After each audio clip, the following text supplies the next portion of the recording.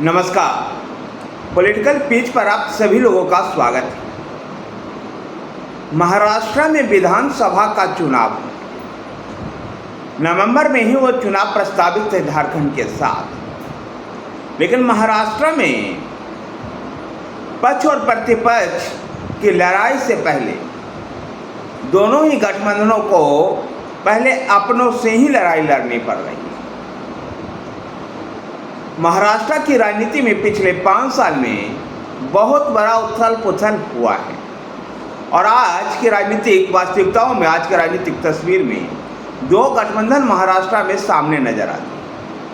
महाविकास आघाड़ी जिसका नेतृत्व कांग्रेस कर रही है, तो दूसरी तरफ महायुति जो सत्तारूढ़ है जिसका नेतृत्व भारतीय जनता पार्टी कर रही है। महायुति में मुख्यमंत्री एकनाथ शिंदे की शिवसेना और अजित पवार वाली राष्ट्रवादी कांग्रेस पार्टी शामिल है। तो महाविकास आघाड़ी में कांग्रेस के अलावा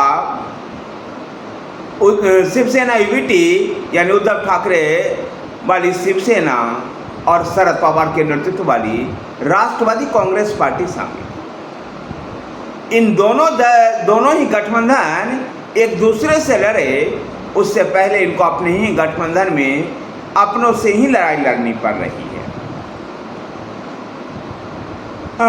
कुछ हद तक तो ये भी कह सकते हैं कि दोनों ही गठबंधन में कुछ मजबूरियां भी है और उस मजबूरियों का साथ है। राज्य में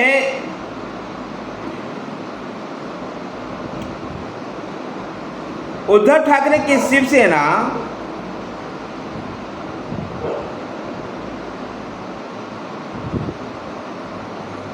जहां महायुति का नेतृत्व कर रही बीजेपी अजित पवार से नाराज है। नाराजगी का विषय ये है कि लोकसभा चुनाव में केवल एकमात्र सीट थी, उसका मुस्लिम प्रेम भी शिवसेना एकनाथ शिंदे को और भारतीय जनता पार्टी को चोट पहुंचाती है। इससे महायुति में अजित पवार को लेकर नाराजगी है।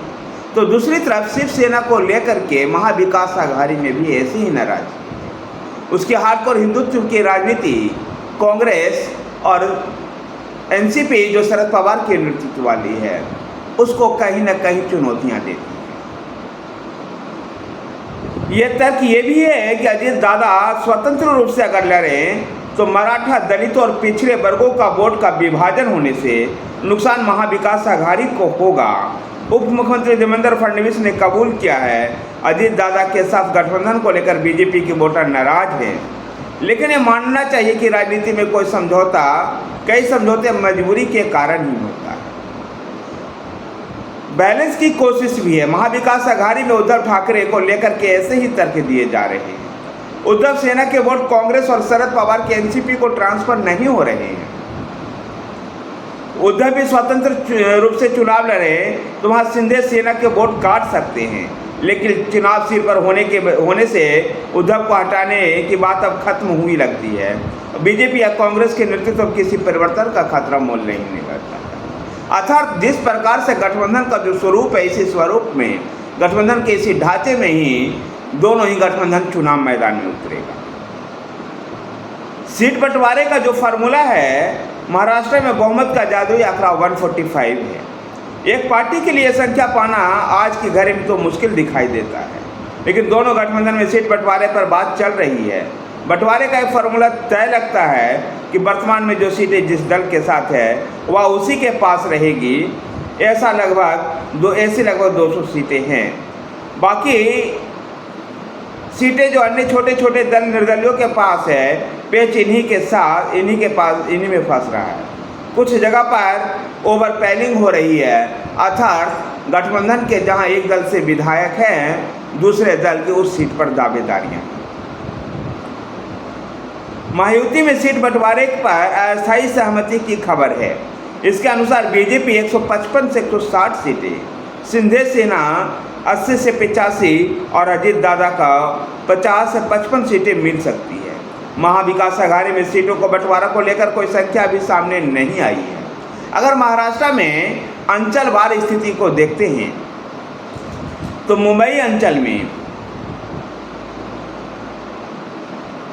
मुंबई अंचल में विधानसभा की सीटों की संख्या 36 है। 2019 का विधानसभा चुनाव में बीजेपी और एकीकृत शिवसेना ने संयुक्त रूप से लड़ा था। हाल के लोकसभा चुनाव में इस अंचल से ठाकरे गुट का वर्चस्व कायम रहा। इसमें 6 में से 3 सीटें जीती, 1 सीट शिंदे सेना को मिली और बीजेपी और कांग्रेस को एक सीट पर कब्जा जमाया। विधानसभा चुनाव में भी ठाकरे की शिवसेना का हावी रहने का प्राथमिक अनुमान है। तो कोंकण अंचल में, इस अंचल में ठाणे, पालाघर, रायगढ़, रत्नागिरी और सिंधुदुर्ग जिले हैं।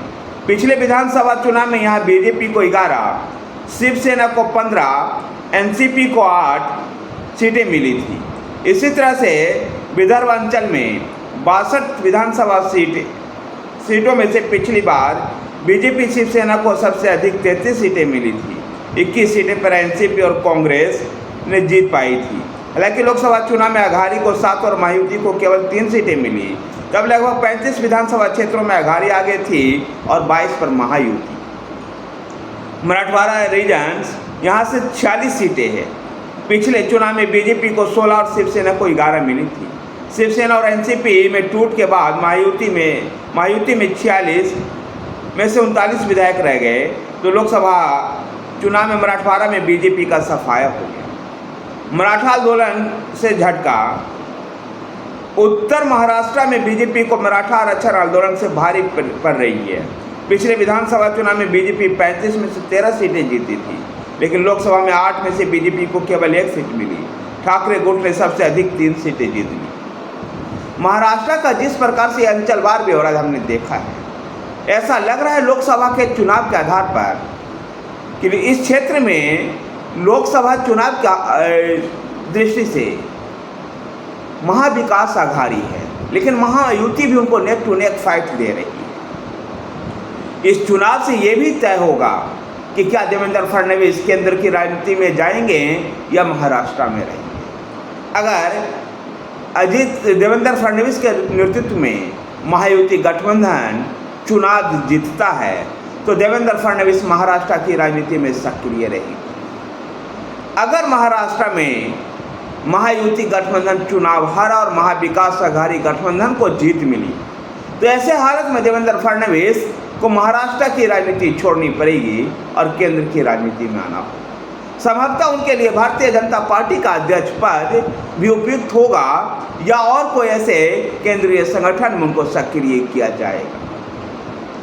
लेकिन देवेंद्र फडणवीस नहीं चाहते हैं महाराष्ट्र छोड़ना, इसलिए महायुति गठबंधन को जीत दिलाने का दारोमदार महाराष्ट्र में देवेंद्र फडणवीस के कंधों पर है। देखना दिलचस्प होगा कि इसमें देवेंद्र फडणवीस कामयाब हो पाते हैं या नहीं। धन्यवाद साथियों, वीडियो को लाइक कीजिए, शेयर कीजिए। हमारे साथ बने रहने के लिए हमारे चैनल पॉलिटिकल पेज को सब्सक्राइब कीजिए। धन्यवाद।